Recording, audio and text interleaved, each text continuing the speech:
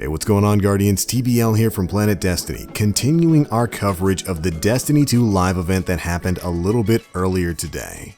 Now, there are a lot of changes between Destiny 1 and 2, and one of the big things we noticed was, of course, the changes coming to the weapon system, how they play, their features, their ammo, and more. And in this video, we'll be discussing some of the biggest changes we'll be seeing with weapons in Destiny 2.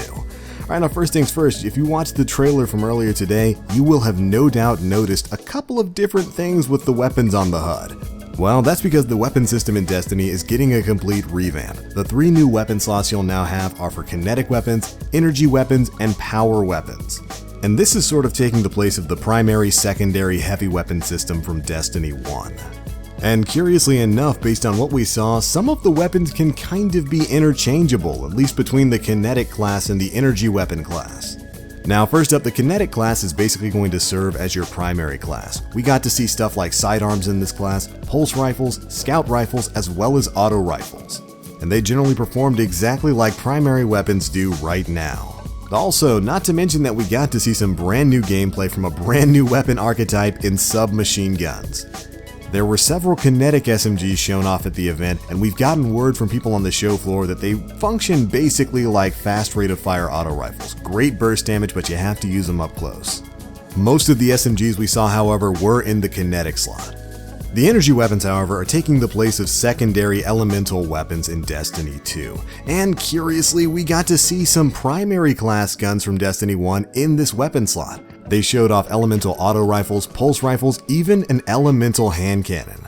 Which means you'll be able to mix and match weapon builds with much greater variety in Destiny 2. If you want to say run around with a kinetic scout rifle as well as an elemental solar burn hand cannon, you absolutely can. And then finally, of course, we have what's replacing the heavy weapons, power weapons. Now this is where a lot of the special weapons from Destiny 1 have kind of been relegated to. Stuff like sniper rifles, shotguns, and fusion rifles have all been moved to the power weapon slot. And they'll now be sharing that slot with stuff like LMGs, rocket launchers, and the brand new grenade launcher class. Now that in and of itself is a massive change for Destiny, and I know it's already got a few Guardians worried out there. What this essentially means is that sniper rifles and shotguns will now share ammo with heavy weapons like LMGs and rocket launchers, and apparently this makes for a rather interesting scene in PvP. Power ammo drops basically every minute in PvP, but the only person who gets the ammo is the one who actually picks up the box. So you're getting that ammunition more frequently, again every minute or so, but the only one who gets it is the one who actually picks it up. Very interesting change, and if I may say so, it's kind of funny that the ultimate solution to the special weapon problem in Destiny was to make those special weapons heavy weapons. And I don't know, maybe it's just me, but I find a lot of ironic humor in that statement. But really, that's the most of what we know from the new weapon system in and of itself. And personally, I gotta say, I'm really excited to try it out. The fact that you can kind of interchange different weapon classes between kinetics and your energy weapons now makes me kind of happy. I can run around with a scout rifle and a hand cannon, finally. It actually really kind of harkens back to what Destiny looked like way back in like its first gameplay trailer in 2013. Back in those days, hand cannons were actually a secondary class weapon. So it's kind of neat to see that you can have that sort of build come back for Destiny 2.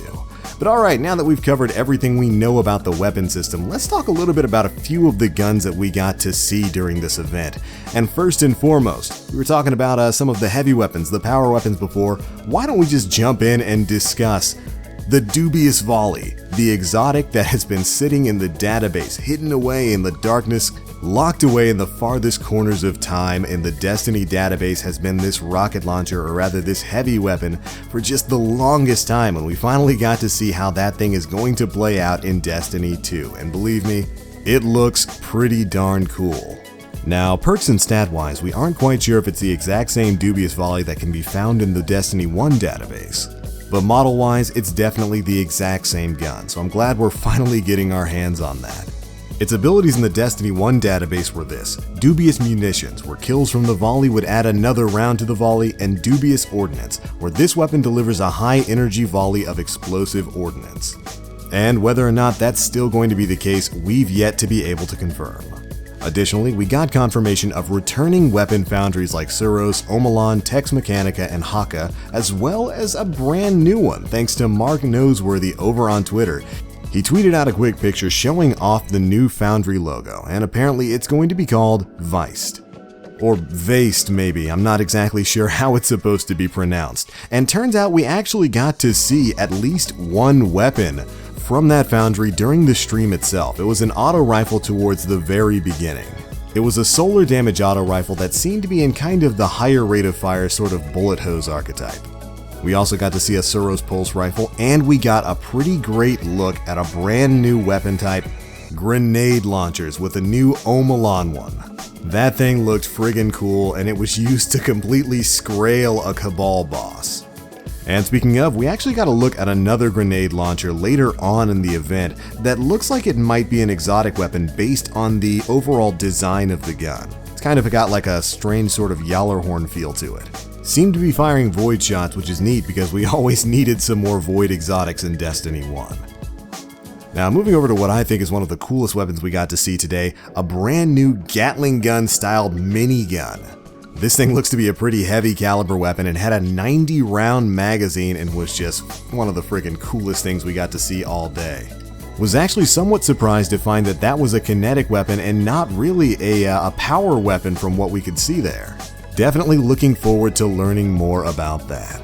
Now, there are a couple of other weapons that were definitely shown off very quickly. We got to see one quick scene of a sniper rifle in the Crucible, as well as a quick power slide shotgun blast and what looked to be an exotic solar hand cannon, which, by the way, that hand cannon in particular is reportedly playable at the event right now. But other than that, I think it's time to move on to the inventory screen and talk about a few different things that show up when inspecting some of the new guns. We got a very quick clip of a kinetic sidearm, and the perk stats and mods that went along with it.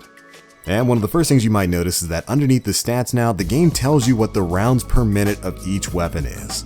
And for its abilities, it had precision, where recoil patterns are more vertical, and a second ability where melee kills will reload a portion of the magazine.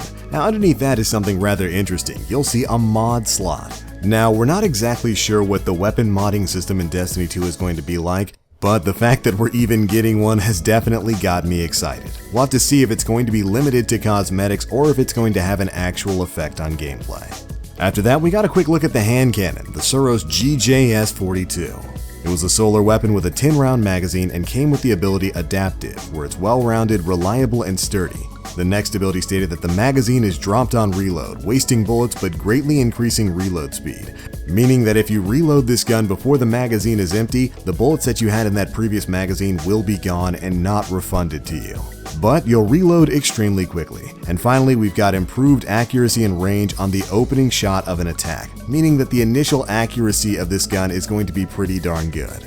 Then we got a quick look at the grenade launcher in the power weapon slot. It was void damage with a 7-round magazine, and it came with the abilities Aggressive, where it has high damage and high recoil, as well as an ability that caused it to automatically reload a portion of the magazine when critically wounded. So think something like the Rescue Mag perk that's in Destiny 1 already. And unfortunately, like the other two weapons, it also did not have a mod applied.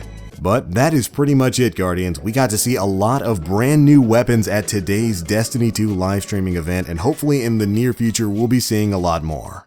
Hope you Guardians enjoyed the video, and be sure to let us know how you feel about the changes coming to the weapon system as well as some of the new guns coming to the game. Which one is your favorite? And of course, be sure to stay tuned to the channel where we will be continuing our coverage of everything we're going to be learning about Destiny 2 moving forward. But alright, that's it for this one, guys. Thanks so much for watching, and as always, I am TheBlackLink. You Guardians, stay frosty.